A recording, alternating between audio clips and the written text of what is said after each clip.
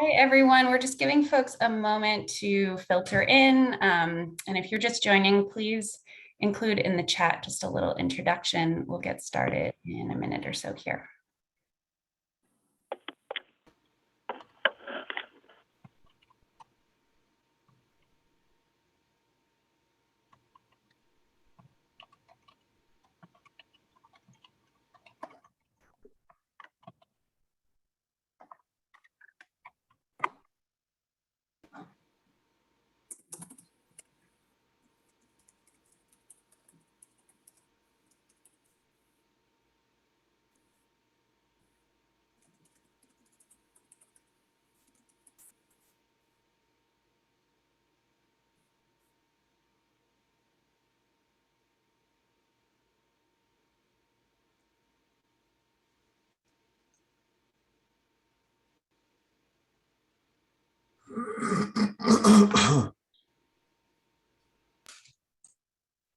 All right.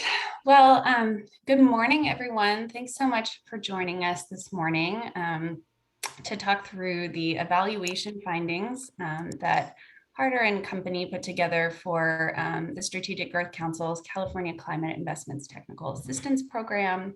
We're really excited to kind of walk through an overview of the results of that program and receive some feedback from you all and have some conversations around the evaluation findings. If you just joined, we asked folks to just include a little introduction in the chat to let us know who all we have in the room today. And I think I will start by just handing it right over to our executive director, Lynn Von Cook-Liebert, who's going to be kind of welcoming us to this conversation today. So I'll hand it over to you, Lynn. Thank you, Ina. Good morning and welcome, everybody. Thank you for being here today. We are excited to present and discuss the findings of the California Climate Investment Technical Assistance Program evaluation. Now, as you all know, technical assistance and capacity building have long been a priority for the Strategic Growth Council, namely for increasing access to our funding programs, particularly for under-resourced communities and California Native American tribes. Partnering and collaborating with state agencies to offer technical assistance for their grant programs has also been paramount in the evolution of this work, and we are seeing a growing recognition across state government for how essential this type of support is to advancing our California for All agenda. Throughout the last 6 years of implementing technical assistance and capacity building programs, the Strategic Growth Council has learned that we need to focus on holistic community capacity building while also identifying structural barriers within state programs and operations. This understanding led our council at the start of this year to pass a historic resolution to advance and integrate capacity building across the initiatives of our member agencies, making the release of this program evaluation findings incredibly timely as we embark on this commitment. This third-party evaluation, carried out by Harder+Company, Community Research and highlights the strengths of the CCI TA program that will continue to build upon the hope to see replicated across the state. The evaluation also provides actionable recommendations to improve TA. While this evaluation focuses on the CA Climate Investments TA program, the lessons learned from this effort can inform technical assistance, capacity building, and removal of structural barriers across many state programs and initiatives, which is why we invited all of you here today. In your role within a state funding program, on your agency's leadership team, or as a third-party TA provider, you are critical to continuing to move this work forward. We hope today's forum sparks reflection, deepens understanding of the opportunities to better serve California's diverse communities, and fosters coordination and collaboration as we collectively work to more effectively create the conditions that enable communities to benefit from state investments. Thank you again for joining us for this conversation, and I will turn it over to Ina for a quick background on the CCI program before we dive into the evaluation findings. Thank you. Great. Thank you so much for that introduction, Lynn. We can go to the next slide here. And then maybe one more slide. So my name is Ina Lupin. I'm the program manager for the Community Assistance for Climate Equity team that leads the California Climate Investments Technical Assistance Program, or as we often call it, CCI TA. I'm just going to give a quick overview of the CCI TA program for those of you who aren't aware of it. The program was established in 2016 and supports under-resourced communities in applying to the California Climate Investments Grants programs. Through this program, we provide a number of different services, including application assistance, implementation assistance, and capacity building support, with the overall goal of fostering a more equitable playing field for under-resourced applicants. We can go to the next slide, please. So as I think many of us know, California state agencies are really recognizing more and more the importance of engaging community members and diverse partners in designing infrastructure and climate-related projects. And so our programs are rightfully pushing grant applicants to demonstrate equity-centered processes and plans. But as we also know, these equitable processes take time and commitment, with many stages in the process to getting a project to completion. As you can see, some of these stages laid out in this graphic here. The projects are really a heavy lift and can sometimes be too burdensome for under-resourced and historically marginalized communities to take on without some assistance. So I think we all know as well that kind of paradoxically, those are the communities that really need these plans and projects the most. And so our program really aims to build long-term capacity in under-resourced communities to do this work by providing a spectrum of support from the early community visioning and partnership development stage to helping scope out projects, put together grants, and ultimately implement a project. We've carried out a number of different pilots and ongoing TA programs, which I will discuss in a moment, that aim to meet the specific needs of applicants. So some TA pilots will provide kind of that full spectrum of support from outreach to project implementation that I was talking about, while others will provide only application assistance or implementation assistance, kind of depending on the available budget and the needs of the applicant. Next slide, please.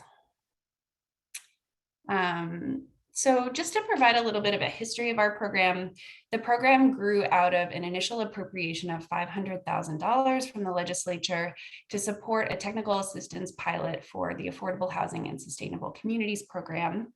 And following the success of that pilot, our funding was kind of expanded to support technical assistance across the CCI programs more broadly. And we have continued to receive relatively consistent funding from the legislature to support the program, as you'll see here, we haven't received funding since 2019. But our council has also stepped in to help expand the program by allocating a total of $7 million from SGC's continuous appropriation to help support this work. Next slide, please.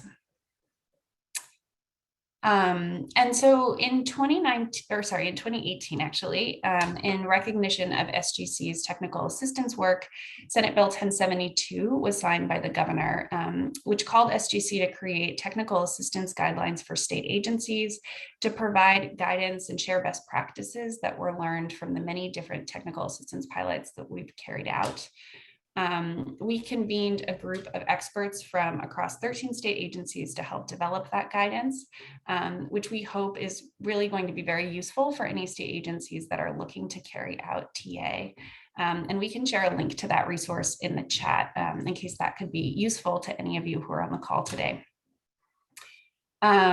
We are planning to update that document actually this year and are really excited to be able to incorporate the recommendations from this evaluation into that guidance. And I'll also just mention SB 1072 also established the Regional Climate Collaboratives Program, which isn't actually a part of this evaluation because it only received funding in the 2021 budget last year. But we have been working on developing that capacity building grant program and are really excited to be releasing the program guidelines next week. So the initial findings from this evaluation were also really helpful in informing the program design for the RCC program as well. Next slide, please. Great. So This is the full list of TA initiatives that we have carried out to date. As you can see, we've partnered with a number of state agencies to provide technical assistance on specific grant programs, including Caltrans, the California Transportation Agency, the Air Resources Board, Department of Community Services and Development, the Department of Food and Agriculture. We've also carried out pilots that provide more holistic capacity building support, including the BOOST program and the Partners Advancing Climate Equity program. The BOOST program offers capacity building support to local governments, and the Partners Advancing Climate Equity program supports community leaders in accessing the tools and resources that they need in order to advance climate goals in under-resourced communities across the state. So as you can see, we've implemented many pilots over the past 7 years, and we thought it was really important to be able to carry out kind of a comprehensive assessment of these various models to better understand, what's working well, where there are opportunities to improve our work. And that's where Harder & Co comes in. Their evaluations spanned all of the contracts on this list, with the exception of the Partners Advancing Climate Equity cohort, which actually started a little too late to include in this assessment. So there's a little asterisk there. I know folks, their eyes often glaze over when I show them this laundry list of different TA initiatives. So I also wanted to kind of walk through a couple of different examples to give you an idea of the breadth and diversity of the TA that we offer. Next slide, please. The first is a partnership between the Strategic Growth Council, the Department of Food and Ag, and the University of California Ag and Natural Resources to support the adoption of climate-smart agricultural practices on California farms. Next slide, please. This is a really unique partnership that has supported the work of 10 community education specialists across the state since around 2018. And they provide application assistance to farmers and ranchers who are developing and applying to the California Department of Food and Ag's grant programs, which you'll see listed here.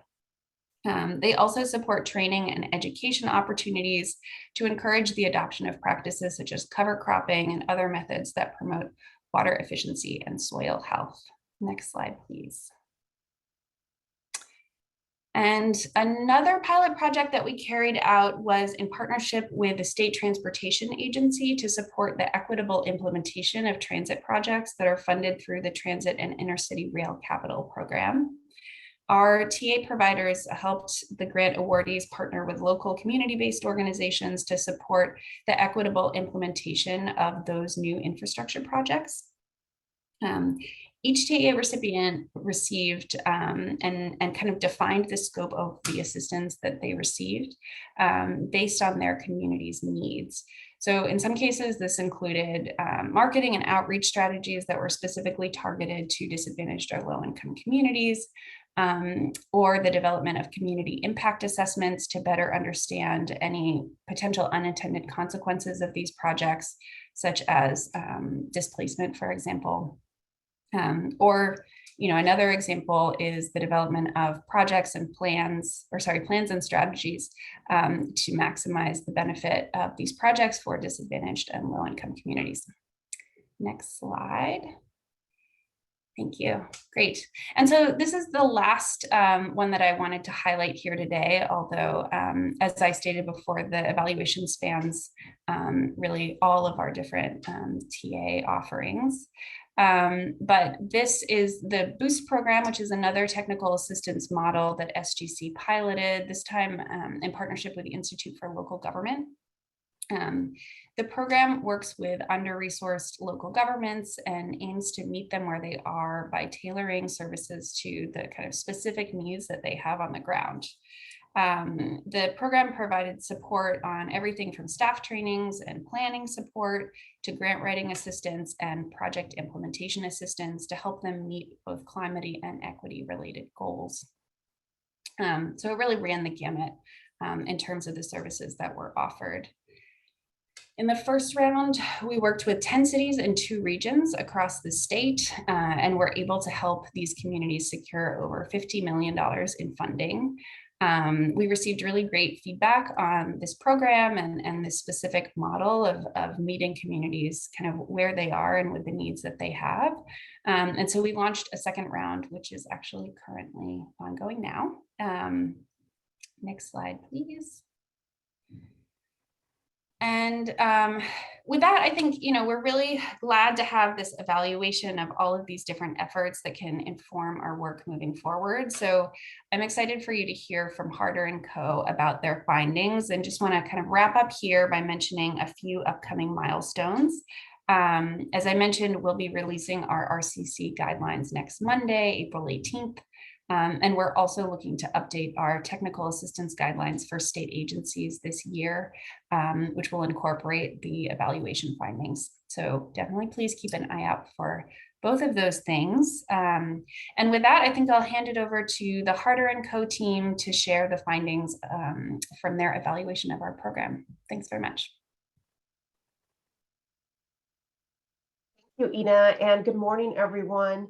We're very excited for today's opportunity to share with you the results of our evaluation of the California Climate Investment's Technical Assistance Program. So I'd like to start by telling you a little bit about us and our evaluation design.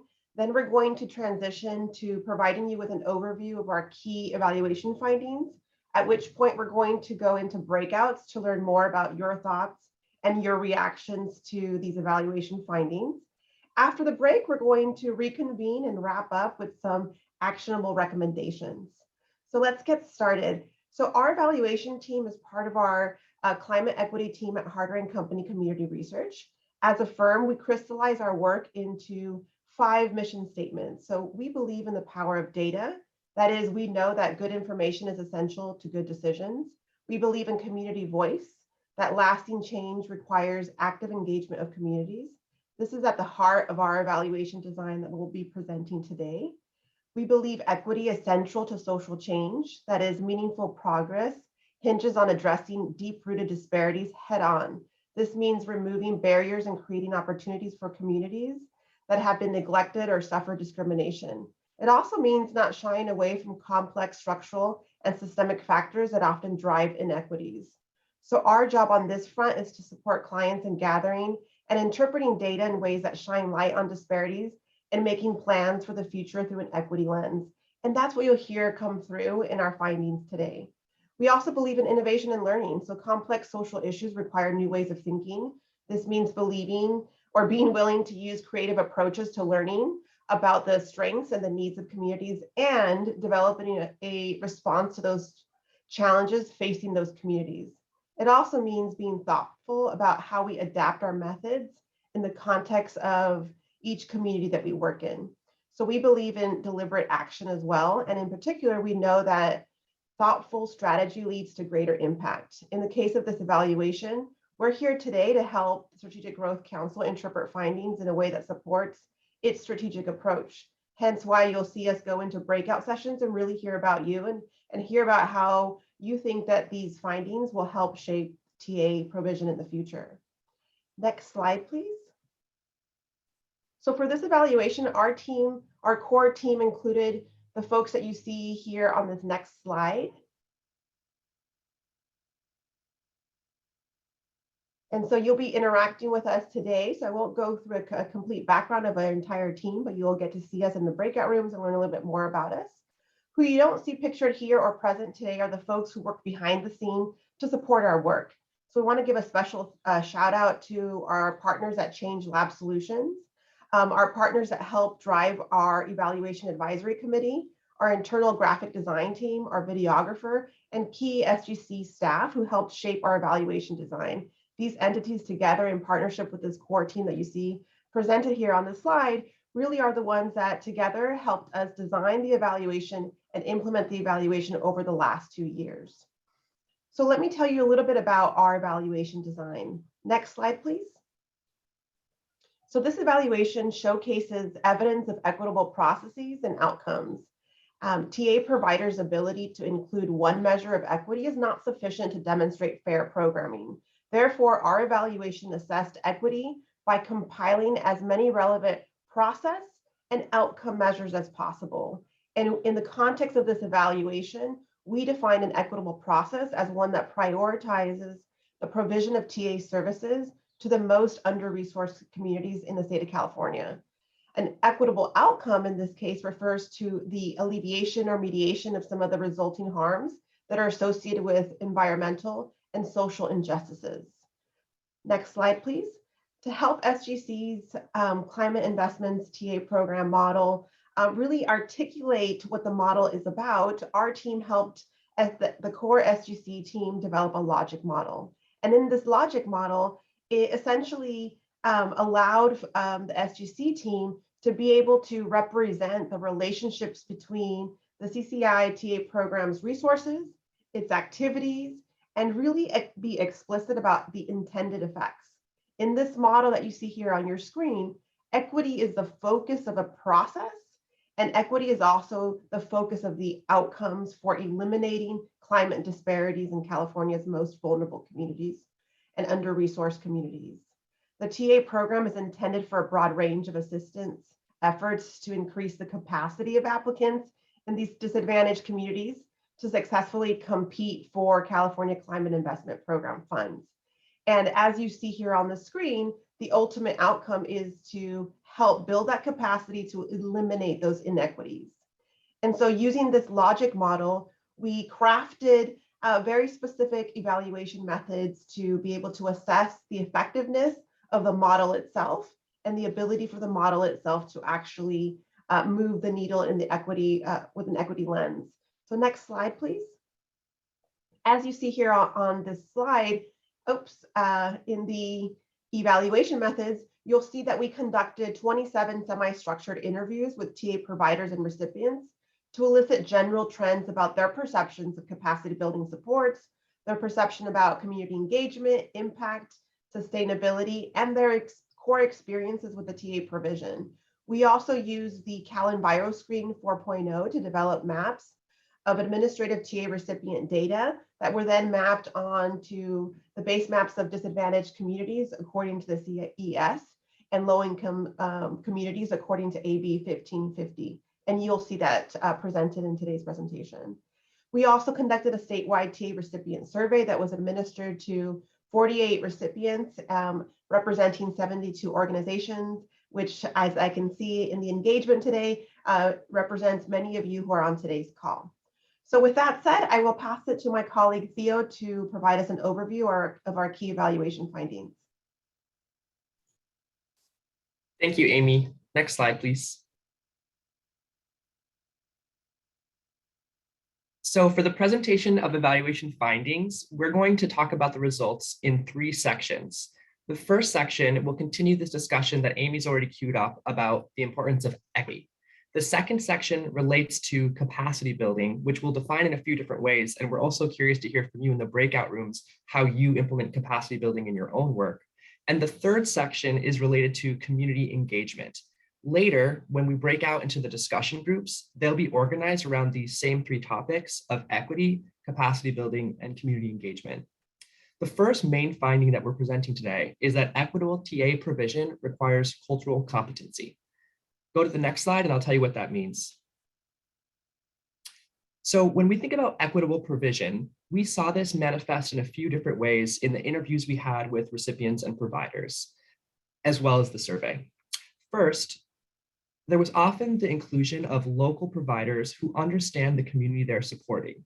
As one recipient shared, our TA provider understood our needs very well because they're not new to the region. They've been assisting us in the area for years. I definitely think it was equitable because they understood the needs. Providers could also increase cultural awareness by speaking the languages of the populations they served, by translating materials, and by respecting cultural norms. Finally, when providers could not meet the needs, they were elevating these issues to the TA team and to state agencies so that they could lead to useful referrals. Next slide. Related to adaptable TA providers using local knowledge that are responsive, we found in our recipient survey that 78% of those surveys felt that the TA providers understood their regional challenges. So we thought that this was a good sign that providers were that TA recipients were satisfied with their providers' knowledge and awareness of community needs. Next slide. Our team also identified a few of the common best practices that help to foster inclusion, including being responsive to language needs, respecting norms, and recognizing the historic disadvantage that many of the communities served face, hiring providers from the local context, or if not from the community served, hiring those that have experience working in similarly under-resourced communities so they could translate that experience to help those most in need. So we broke down these components by conducting our qualitative interviews, gathering data in the survey, and thematically analyzing the best practices that TA recipients and providers shared with us as driving their work forward in a culturally responsive and culturally aware manner. Next slide. We also conducted the geospatial mapping, which Amy referred to earlier, to compare the locations of high environmental and social disadvantage, which are the darker shaded areas you see on the map, to where TA was awarded, which are the green dots you can see on the left map, and where TA wasn't awarded, which are the blue dots you can see on the right map. Overall, in comparing where you see the dark images of disadvantage in these maps, where TA is reaching, and where recipients are winning their grants, we do see ample evidence that TA is reaching many of the more under-resourced areas in the state. However, if we turn to the next slide, we see where there's also some room for improvement. This map overlays that same CalEnvironmental score that was introduced earlier with the urbanicity or the density of the population served. So on the right side of this slide, you see a little quadrant grid that shows the darker brown color representing the CalEnviro score and the yellowish shades representing the population density. So at the top of that diamond on the right, that dark shade is where you're seeing both disadvantage and a high concentration of people. And you can see that there are some areas in the map, especially in the central area of the state, where there is extreme disadvantage and many people being affected, but we're not seeing TA reach these communities and they're not necessarily awarding grants, demonstrating some room for increased progress. Next slide. The second bucket of findings that we're going to discuss today will show how capacity building catalyzes community change. Next slide. First, some of the benefits of increased awareness of climate issues, how to effectively partner in your communities, and how to align community practices with state granting goals go beyond a single TA cycle. This was one of the main things we were trying to identify in the evaluation, this idea of sustained learning. Not only are TA providers reaching the communities that need them the most, not only are they providing application support, implementation support for the duration of a single project, but ideally, they're also changing the capacity of the organizations they work with so they can continue to do this good work going forward. Second, the state applications are often very complicated, as many of you know. So providers teach recipients how to break down grant requirements into pieces that smaller organizations with time-constrained staff can still tackle. They also share materials and best practices to make those organizations better able to apply for funding in the future, whether through SGC or another granting agency. Finally, TA providers offer advanced technical skills that many organizations would not be able to hire for on their own, such as greenhouse gas calculations that allow communities to quantify the impact of their projects. And this helps to demonstrate how they're ameliorating climate change, how they're addressing it. And this helps them win resources to conduct that work. Next slide.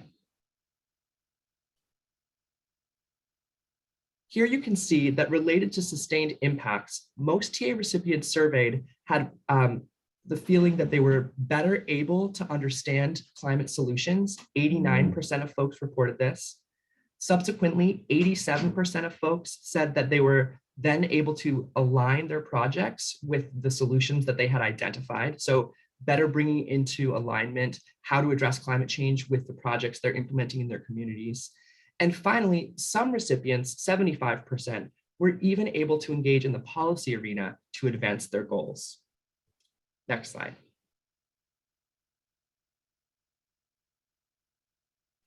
As an example of how application assistance can effectively support TA recipients, one provider shared the following. We really went over everything: grant management, just overall best practices for accounting, bookkeeping, and how to track everything. It was a tremendous help. The Transformative Climate Community's TCC applicant didn't really have these foundations set in place. We had a strong emphasis and focus on guidelines and specific requirements. It was just a huge success story. So in this anecdote, you can see how the application requirements were translated to the applicant in a way that made them feel manageable. And hopefully these skills would be used in other application cycles as well, beyond the single TCC program. Next slide. In terms of the technical skills that we mentioned earlier, one of the things that smaller recipients often lacked or didn't have adequate staffing or resources to conduct on their own were the greenhouse gas GHG calculations.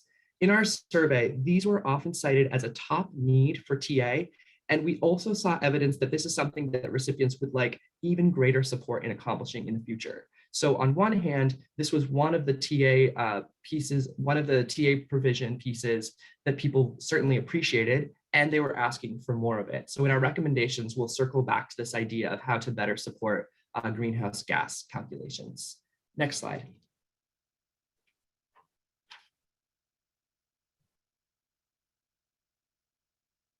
Next slide.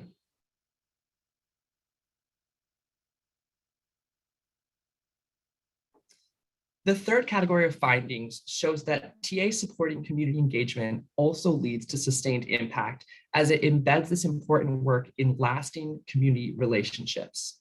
For example, TA introduces partners and finds alignment across their diverse interests to work towards common climate goals, thus sustaining action. Additionally, through inclusive outreach to communities to promote grant opportunities and possible projects, TA shows the valid purpose of this work, which leads to trust. In other words, we're not just trying to sell something to the community, but we're trying to explain as TA providers what benefits this has for the work that's already ongoing so that organizations can collaborate and continue to do this good work together. Next slide.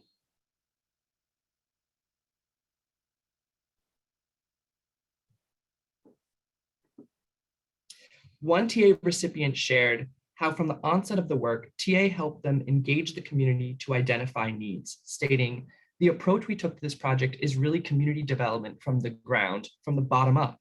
We gave a project to a developer to do after we worked in the community for 6 months with all the community groups and residents to figure out what they wanted and what they needed." Next slide.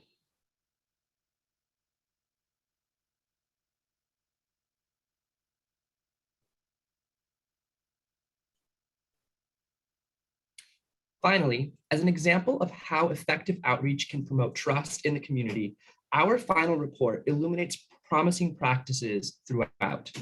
In this example of a promising practice, the TA provider worked with a trusted community organization to do culturally responsive outreach. Oftentimes, if a provider is not from a community, if they weren't locally based, it behooves them to work with the organizations that do have those connections, that do understand the communities. By working with these organizations, they have an entity that vouches for them, they build trust in the community, and they're able to have more effective outreach and engagement because they're going through organizations that know how to reach people and align their goals. This concludes the final section of findings on community engagement. And we're now going to be transitioning to a brief Q&A period for about 10 minutes. I thank everyone for listening and following along, and we're excited to hear your questions during the Q&A.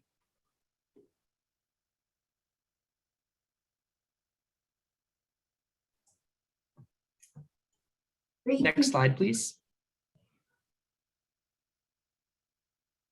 So it looks like we have one question from Fabian. Fabian, was that addressed, and is that regarding the slides? Hi everyone, Fabian here. Yeah, but now I have another question that I'd like to pose. So yes, the slides, I was curious about the slides. And then the second question is, why do you use CalEnviroscreen 4.0? Like, the initial analysis done with 3.0 and then you sort of updated it? Or could you talk a little bit about that process? Like, if the findings were different based on the now you use 3.0 versus 5.0, find that it's so recent. Yeah, that's a great question. I can jump in here. I think the reason that we used CalEnviroscreen 4.0 is because it's the most recent version of CalEnviroscreen that we have. It's true that kind of looking back through our data over time, like in some cases, the TA recipients previously would have been selected when we were using CalEnviroscreen 3.0, for example. But we felt that that was the most updated data for us to be using. And so that was the one that we used for our assessment. Does that respond to your question or? Yeah, it does. So I figured that you didn't run 3.0. I'd be curious if there was like a mismatch or the variance there with those numbers. But yeah, that makes sense. Thanks. Yeah, that's a great question and something for us to flag and maybe look into. Thanks for raising that.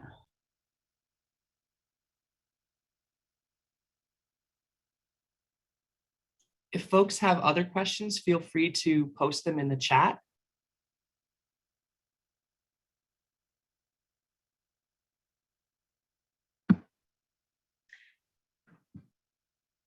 Hi, all. This is Elena Bompieri from CARB. Can you hear me? Hey. My question is for programs that don't currently have TA but are interested in TA, what would you say are some of the most compelling arguments that they could present to upper management to get buy-in for adding TA to their programs? I'm happy to weigh in on this one first, but I'd love to hear from others on the SGC side as well. I think this idea that you saw in the findings about sustained learning and building the capacity of organizations shows that TA is actually an investment in the organization's future. So especially for small organizations and those that are having difficulty hiring or staffing in the way that they would ideally like to, bringing in an outside expert can help train the team that is in place, can provide materials, institutional knowledge that can help the organization in the future, and also is sort of a practice run on some of the best practices to do their work. So hopefully that learning gets captured in some way in the organization and helps drive their work going forward. So I think both on the staffing side in terms of the development of those skills and the knowledge side of how you keep those learnings going into the future, it shows that TA is a really good investment in the organization's prospects going forward. Yeah, I definitely agree with that point. And I think the only thing that I would add as well is I think, you know, the state is definitely wanting to double down on our equity goals. That's definitely something that we've heard from the governor with our California for All, you know, work. And so I think really making a case that if we want to be able to have our funding actually reach the disadvantaged communities that we're aiming to serve, we do need to provide this kind of additional support. Particularly if you're looking at like California climate investments programs, we have those targets for reaching disadvantaged communities, but it's really hard for us to actually meet those targets if we're not kind of helping folks actually put together strong applications. And so, yeah, I think that, you know, that is definitely one argument that I think is really strong and can be helpful, but also would happy to be, you know, to think through some of these pieces with you if you are wanting to make that sort of justification to upper management and could use a little bit of brainstorming.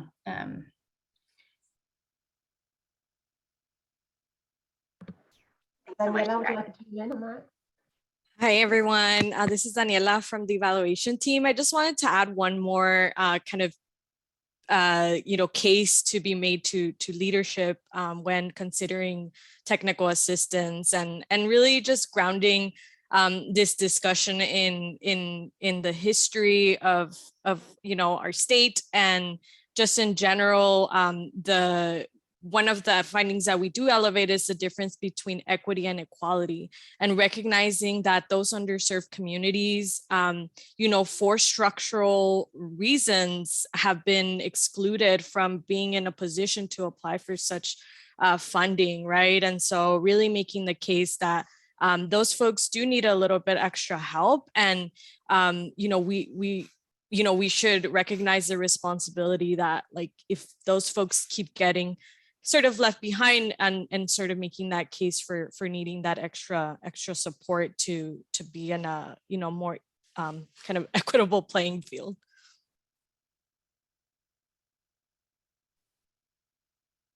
And I see another question in the chat from Jennifer. I'm curious about the funding mechanisms agencies we are using to support TA.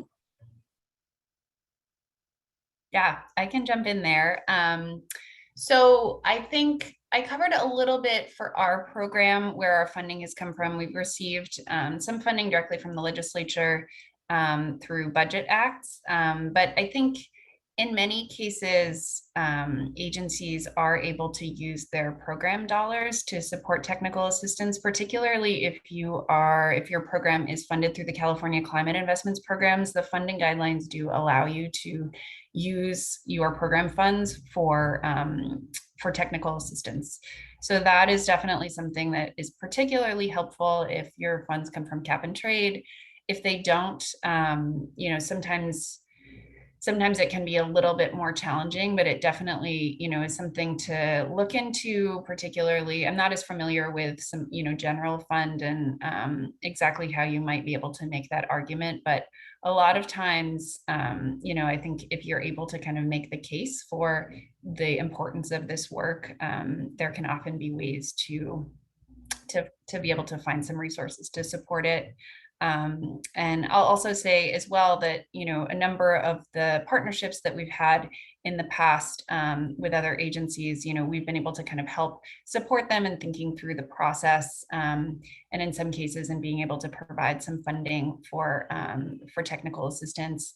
That's been, largely focused on the California Climate Investments Program, since that's kind of the focus of our program. But we definitely want to make ourselves available as much as possible to other state agencies who are kind of trying to think through these processes, so we can, if not support you like monetarily, at least maybe help you kind of think through the pieces, and help to strategize as much as we can. So yeah, just also feel free to reach out. I can put my contact information in the chat for us to have a deeper conversation with some of these questions offline. Thank you, Jennifer and Ina. I see another question coming in, and I think this might be for our Harder team. Did you look into any best practices for how to direct TA resources equitably within disadvantaged and low-income communities, and the SGC team as well? Start with this question. This is a great question, Bree. And our findings, we're able to elevate some best practices, or we're calling them promising practices, given that this is the first evaluation of the entire TA program model, that really elevate the need to direct the resources to the most needed, but also to not think about TA provision as a one-time only model. Instead, really think about building the capacity in a way that sustains partnerships and community engagements, so that when the TA provision is absent, that there is some learning that's left behind, so that you can start to sustain collaboration beyond just the one organization or the one recipient that received the TA. And so that's a way to identify some of those gaps that you're trying to raise here with this question. And I think we're going to talk more about this in the breakout room. So we have one breakout room that's around community engagements.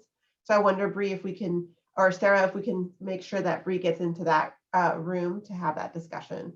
It's a complicated answer, and I think we'll continue it, and we'll come back and when we end with promising practices. So at this time, and I see Chui has another question, so we're going to take these questions and we'll make sure to elevate them when we come back from the breakout rooms. So I'm going to go to our next slide. I'm going to pass it to Theo to give us an overview of how we're going to go into these breakout rooms. Great, and Chewy, don't forget your discussion for the breakout room. That's your question for the breakout room. That's a good one. So now we're going to be convening in those 3 rooms that I described earlier that are aligned with each set of findings. So group number 1, think of it as the equity room. and in particular, kind of trying to address barriers to equity. And I'm sure a lot of you from your experience can name a lot of barriers that weren't even mentioned in the presentation. So feel free to bring those up as well. The two questions that room will be discussing are, what are the key barriers to advancing equity through TA and capacity building? And what practices have you observed in your own work that could inform how the CCI TA program model could evolve? The next room we're thinking of as the capacity building room. So this room is answering the two questions of, what are the major barriers that keep under-resourced communities from building and sustaining capacity over time? How can TA address these? And the second question is, how can capacity building best create transferable skills beyond the application cycle? Group 3 is the community engagement room. And this room will be answering first, which types of community engagement seem to be the most difficult for TA providers or your program in general for recipients, and which best practices from the evaluation might be applicable to the work of other state agencies? Do you anticipate any barriers to incorporating these practices into your own work? So in addition to having our discussion groups, we're also going to have a Jamboard link. And the way that the Jamboard works is that on the left-hand side, the middle button is a sticky note. So once that link is pasted, please go to the Jamboard and ensure you're able to access it. And you can add a sticky if you have a thought or a question over the course of the conversation. Because we have a lot of folks on the call today, there might not be time for everyone to share all their thoughts in the breakout room. So the Jamboard is there as sort of a backup way to record your ideas and share your thoughts while others have the floor, or if you're not able to speak. Each room is going to have a facilitator from Harder+Company and a note taker from the Strategic Growth Council. And at the end of the discussion, that note taker is also responsible for sharing back 1 to 3 compelling ideas, learnings that they had, things from their discussion that they think the whole group should learn. So now the Jamboard link has been posted. Please, everyone, click that link in the chat and ensure you're able to access that Jamboard. And once you're there, you'll also see in the top middle of the screen, there are left and right arrows to navigate between the slides. There's 6 slides, one for each question that I just shared with you. So the first 2 are on equity, the middle 2 capacity, the 5th and 6th are on community engagement. So once Sarah breaks us out into our rooms, you'll want to navigate in the Jamboard to the slides that are associated with those questions. Awesome. Thanks, Theo. This is Sarah. The breakout rooms are now open. So you are everyone should be able to self-select into the breakout room they would like to participate in.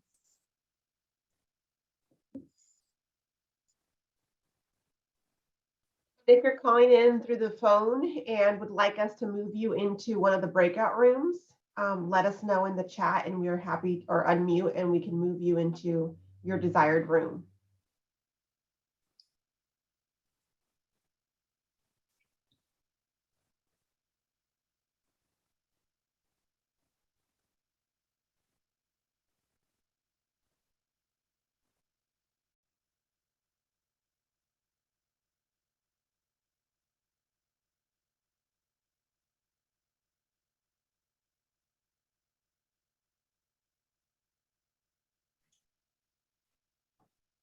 All right, so as we're waiting for folks to trickle back, I just want to thank you all for your participation in those discussions. I sat in on the community engagement one. It was a really rich discussion. So now we're going to learn from each other, which is sort of a theme, I think, in these findings today. And we're going to ask the SGC folks to share what they heard in their rooms so that if you didn't get to participate in a room, you can kind of peek behind the curtain and see what they were talking about. Who would like to go first?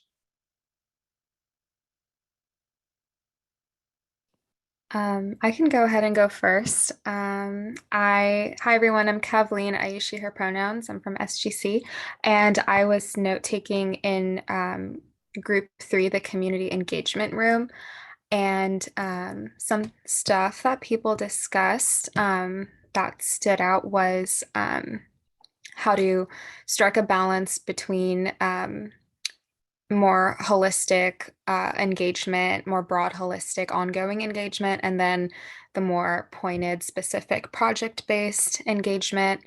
and how to reconcile the different interests that folks can have. And then also that sometimes when TA providers like help out folks like engineers who are busy doing other things and they're not exactly trained yet to do effective community engagement, how to help them do that and work on best practices, which ended up going into the next question quite seamlessly.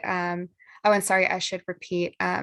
The first question was which types of community engagement seem to be the most difficult for TA providers or your programs in general? And then the next question was which best practices from the evaluation might be applicable to the work of other state agencies? And do you anticipate any barriers to incorporating these practices into your work? And then people talked about how having, for instance, like SGC has a role as an interagency body, and SGC internally asks this question in order to help infuse it within various of our state partnerships. And then someone also mentioned that when you're unsuccessful in the grant app process, to focus on the debrief and focus on what can be improved for the next round and not just like hastily jump to the next funding opportunity and just really think about it. So that was really that was kind of like some highlights. And then the Jamboard is available for those who want to view what's on there. Excellent. Thanks so much, Kathleen. Let's turn to the equity room. Great. Thanks, Thea. I was in the equity room and we had some really great points come up, particularly around the complexity of the grant programs that the state offers, and the fact that, you know, we can kind of throw TA and capacity building at the problem, but if we're not actually addressing the sort of barriers and the complexity within our programs, then we're not really going to be able to help communities apply. So really trying to think about what those barriers might be. And one of the comments was specifically focused on barriers for tribes. A lot of our programs are kind of created not necessarily taking into consideration the sort of specific status of tribes and some of the barriers that they may have to apply to specific programs. There was also a comment about kind of the challenge of over surveying and over engaging disadvantaged communities. Some of the evaluation requirements that grant programs have require a lot of surveying and engagement of folks, but sometimes people feel kind of a little bit of engagement fatigue if they're getting reached out to over and over again. And then I think the last point that I'll mention is this challenge around prioritizing resources and recognizing that, you know, if we do want to focus on the most disadvantaged and low-income communities in the state, we really want to prioritize our capacity building and technical assistance to them. But in some cases, their staff capacity is so low that they actually don't have the capacity to really engage fully with technical assistance. And so that was, I should say too, these were all sort of responses to specific barriers that really come up in TA related to actually being able to meet equity related goals. And then I guess in the last question, which focused on like what kinds of practices have worked really well, there was a point around just kind of recognizing that TA providers have limited knowledge and are not perfect, and being able to bring in local knowledge and partnerships with local organizations is really valuable. So I think I will leave it there, but thanks everyone in my group for a really great conversation. Great, sounds like you all learned a lot together. Let's turn to the last group, which is the capacity building group. Yeah, thank you, Theo, and great to hear what went on in the other rooms. So we talked about capacity building, and our first question is, what are the major barriers that keep under-resourced communities from building and sustaining capacity over time? And how can TA better address these? One of the things we heard, sorry, my cat is maybe going to make an appearance, is that there is often under-resourced communities have competing priorities that make it hard to understand what the benefits are, why limited time should be spent focusing on that, as well as a lack of knowledge of what actually is available with, again, those competing priorities. Being able to take the time to really understand and dig into opportunities can be a barrier. I think something else that we heard from multiple angles was the impact that a lack of sustained funding can have that communities can rely on. So both from the community-based organization side, where there's start and stop funding that can kind of continue the inequities of them being able to engage in decision-making processes locally, but also for local agencies that maybe don't share the same values that the CCI program has, being able to have sources of sustained funding that they know they can go back to has the possibility of shifting some of those values over time. And then a second question was, how can capacity building best create transferable skills beyond the application cycle? And we heard a lot of really great details here. Heard from folks that, being able to better quantify community data from the community side and being able to really explain that in the terms that local government or other institutions want to see in order to make a case for funding, for example. Basics for smaller, particularly community-based organizations around things like creating budget templates or reporting templates that folks can use as they're new to public funding, like getting in place structures and processes to ensure they're able to take in those funds and report on them appropriately. And then I think there's quite a thread around the impact of partnerships. So from the community side, learning better how to work with local agencies and make more impact, but also even within local government, kind of breaking down silos across housing and transportation, potentially even on the local government side, getting them to understand the importance of and being willing to partner with community in some circumstances, and how, again, that ties back to the sustained funding and ability to do that over a longer time is critical to that success. Excellent. Thank you all so much for sharing. We're now going to return to some evaluation findings in the form of our systemic barriers and recommendations. So Amy, take it away. Thank you, Theo, and thank you everyone for engaging in the conversations in the breakout rooms.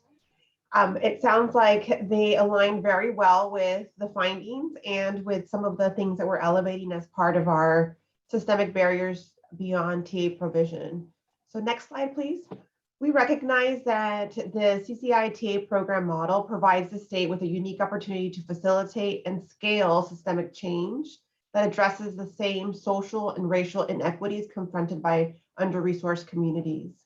When designed and implemented with attention to dynamics related to race, gender, income, and other disparities, the program model creates opportunities, access to state funding, and supportive resources. However, as you mentioned, there are things that are beyond just the TA provision that are continuous barriers, and those are infrastructure challenges. I heard that from one of the discussions that was shared out. Linguistic barriers, right? So you can provide all the TA you want, but if we can't eliminate some of those linguistic barriers, it's not going to work. We heard very loud and clear that we do not have enough TA providers who can help close the gap when it comes to GHG calculation limitations.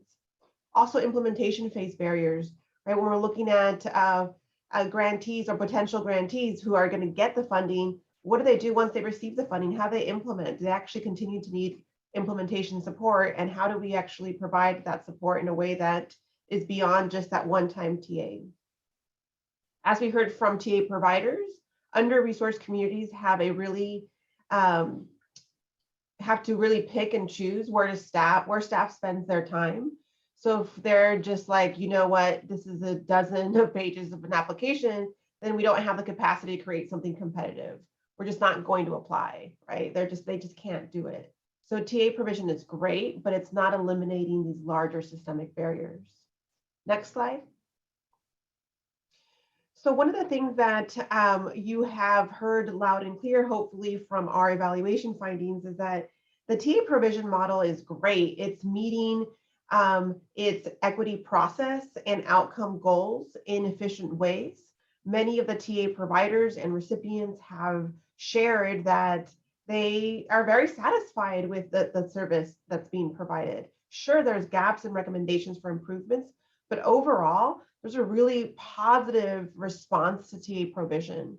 And in fact, when we did our inferential analysis and we collapsed all the data and created some indicators to really give us some high bird's eye view of how things are going, what we showed is that everyone is satisfied, generally satisfied with the TA provider knowledge, as you can see in this indicator score here on the left-hand side of your screen.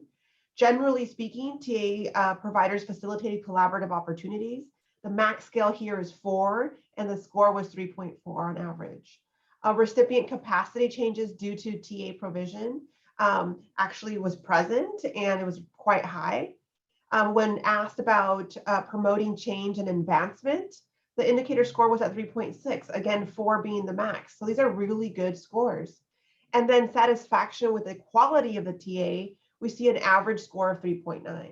That suggests that what our evaluation findings are elevating is that folks are quite satisfied with this model. So it's important to be able to differentiate between the systemic barriers that are out of the control of TA provision model and the barriers that are more system-wide and general state beyond what is the control of TA provision.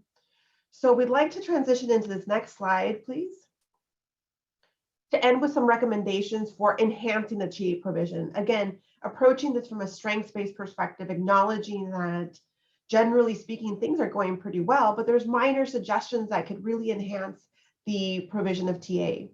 So what you'll see here on this next slide, is that we're recommending that we continue to invest in subcontracted providers with local knowledge who really understand community context. Since these providers tend to be more successful in designing relevant project aims and creating partnerships based on trust and mutual understanding, the program model should really consider revisiting its criteria for TA provider requirements so that subcontractors who could potentially become a lead TA provider actually have the opportunity to do that. Also, increase the number of TA providers with high levels of cultural competency or cultural awareness through supports like language translation, respecting cultural norms and traditions, hiring providers within the communities that are being served, and hiring those with experience working with under-resourced communities. And it's really about demystifying and diversifying outreach strategies so that you get the right TA providers connected to the communities. And also consider expanding TA supports to rural and tribal communities. So we did hear from some of these communities, but we know that very often rural and tribal communities are often not receiving the TA provision that they need. And so we really need to figure out how to retain the right staff to provide these technical supports and really work with meeting tribal communities where they're at. Also offering culturally appropriate materials and services. So for example, like simultaneous translation, when things are released by a TA provider, there should be an availability of ensuring that materials are made accessible, that there's access to culturally appropriate resources, that's not just confined to a TA provider themselves, right? That it should be part of the entire model. Everyone has access to things translated in the appropriate language for the TA recipient. And of course, continuing to elevate equity issues to the state. So since TA providers, many of you who are here today, often hold the power of serving as a communication bridge between the TA recipients and state agencies like Climate Investments Fund, it'd be really important to ensure that there's a way for this learning to occur beyond just that one-time bridge, right? So how do we create some sort of learning circle or learning communities where TA providers and the state agencies can come together and learn about promising practices and start to eliminate some of the barriers to TA provision itself and some of those systemic barriers that I talked about previously. So we think that there are some promising practices that all TA providers have that really need to be communicated to the state to be able to explicitly create some continuous quality improvement models so that we can actually start to learn beyond this one-time evaluation, right? We all think it's great, we're here, we're sharing all these best practices, walking away feeling good about TA provision, but how do we create the ripple effects of this evaluation to sustain the learning? And we think having forums where folks can be collaborative and learn from each other and sustain that collaboration beyond this one-time webinar is one way to do that. So with that said, I really want to take the time to thank you on behalf of all of our team for joining us on this webinar today. And if you have any questions for us, feel free to reach out to anyone from our team about the evaluation. And of course, continue to follow up with our SGC partners. I'm going to pass it to Ina to wrap us up. Great. Thank you so much, Amy. Yeah, I think I essentially am just going to wrap us up. I think that I hope that this was really helpful for folks. It was certainly really helpful for me to walk through these findings, and we're really excited to have this evaluation to help improve the work that we're doing moving forward. So we are planning to release a final report from Harder & Co. and Change Lab Solutions in the next few weeks or so. And so we'll be sending that out to everyone who registered for this webinar. And we'll also follow up with the slides from the presentation as someone had asked. And, lastly, I just want to invite you to sort of continue the conversation. Feel free to reach out to me or anyone on the team about, any questions that are coming up for you, particularly for some of the state agencies who are excited about doing technical assistance, but may need a little bit of support for figuring out where to start and how to make the case to your leadership. So certainly feel free to reach out at any time. And thank you so much for joining us today. Really appreciate the conversation and all of your interest in this evaluation.